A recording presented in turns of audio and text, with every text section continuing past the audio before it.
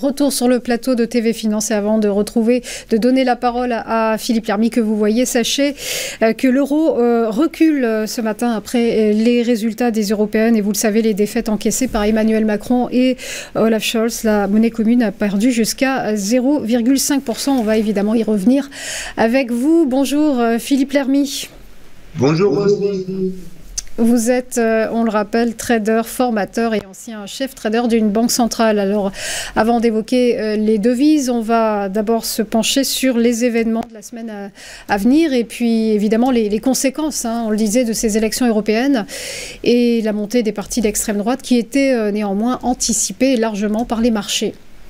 Oui, donc les élections européennes ne sont pas vraiment un market mover à court terme, étant donné qu'une montée de l'extrême droite était quand même déjà anticipée depuis longtemps.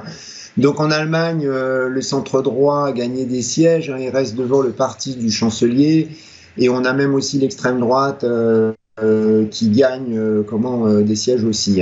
Alors, en fait, c'est la France qui a obtenu les résultats, je dirais, les moins attendus, entre guillemets, avec le parti de Marine Le Pen, donc qui affiche un score supérieur au premier tour des élections présidentielles de 2022. Là, ils ont environ 32%. Au premier tour des élections présidentielles 2022, c'était 23,2%. Alors, dans tous les cas, Madame Ursula von der Leyen, donc la présidente de la Commission européenne, a encore plus de chances d'obtenir un second mandat. Alors, la dissolution de l'Assemblée française, par contre, qui s'explique quelque part parce qu'il n'a plus rien à perdre, entre guillemets, notre président, M. Macron, elle n'était pas prévue, et en fonction des résultats lors des 2 tours qu'on va avoir, donc l'eurodoll pourrait bouger dans ces cas-là, comme ça avait été le cas en avril 2018 avec des élections anticipées en Italie.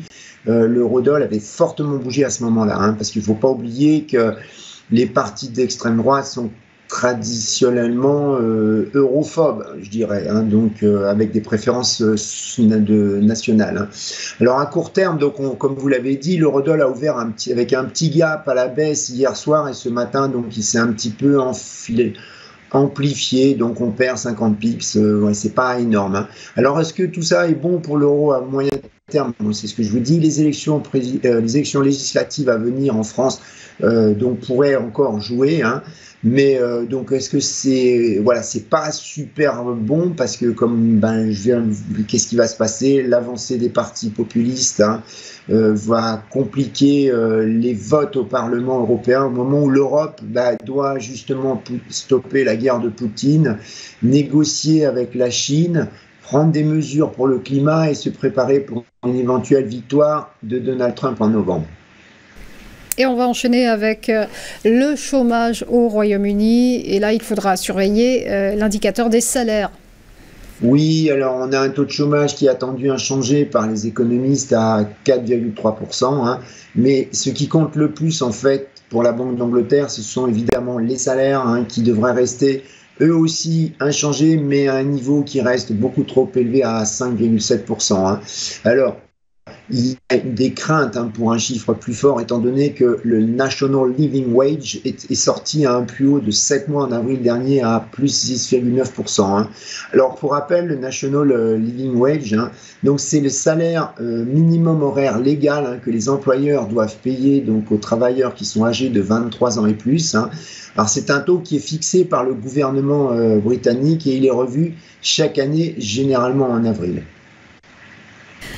Et on enchaîne avec l'inflation aux États-Unis. La hausse des prix devrait rester stable. Oui, alors elle est anticipée à plus 3,4% comme le mois dernier et très légèrement en baisse si on la prend hors alimentation et énergie. Donc elle sortira à 3,5% contre 6% précédemment. Alors cette inflation, donc elle est attendue stable, mais à un niveau qui reste trop élevé pour la Fed, ce qui justifie qu'elle attende, comme l'a dit pour ses taux d'intérêt directeur, comme l'a dit l'un de ses membres du comité directeur, M. Waller, il a dit il faudrait plusieurs mois de bonne inflation, donc voilà, pour assurer des baisses de taux. Alors comme vous le voyez sur le graphe, l'inflation qui est en orange, elle est bumpy, elle fait des bosses. Alors heureusement, quand on voit l'indicateur préféré de la Fed, qui est le corps PCE en violet, hein, quant à lui, il baisse, que dernièrement, on voit qu'il se stabilise. Hein. Alors, d'un point de vue technique, enfin je dirais pragmatique, hein, pour l'analyse technique, hein, pour le trading intraday, l'inflation va sortir pendant le deuxième jour donc de la réunion de la Fed. Hein.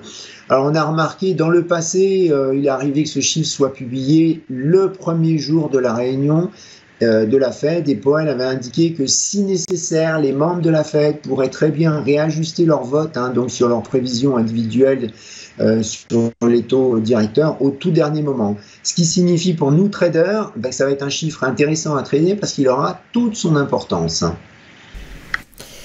Et on poursuit avec la réunion de politique monétaire de la Réserve fédérale américaine, dont les taux directeurs sont largement attendus inchangés. Oui, ils sont attendus inchangés, donc à 5,25, 5,50, mais attention aux prévisions économistes, hein, comme on vient de le dire, car le vote sur les prévisions taux des membres de la Fed sera important. Hein. Alors, il est fort probable donc, que Powell va annoncer lors de la conférence de presse qu'il reste confiant dans le fait que l'inflation va revenir vers sa cible. Par contre, il risque d'être vague hein, concernant le timing de la première baisse des taux, et dire que cela va dépendre des chiffres économiques comme il le fait habituellement. Hein. Alors, les traders institutionnels ont bien compris ce message, hein, vu qu'ils anticipent une première baisse des taux à 80% pour septembre. Hein.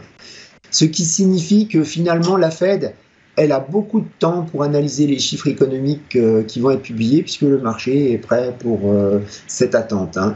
Alors, concernant les votes hein, dont on vient de parler, en mars dernier, on avait une faible majorité donc, des membres de la Fed qui envisageaient 3 baisses de taux cette année. Le marché anticipe maintenant que cela sera seulement 2 baisses, voire une seule.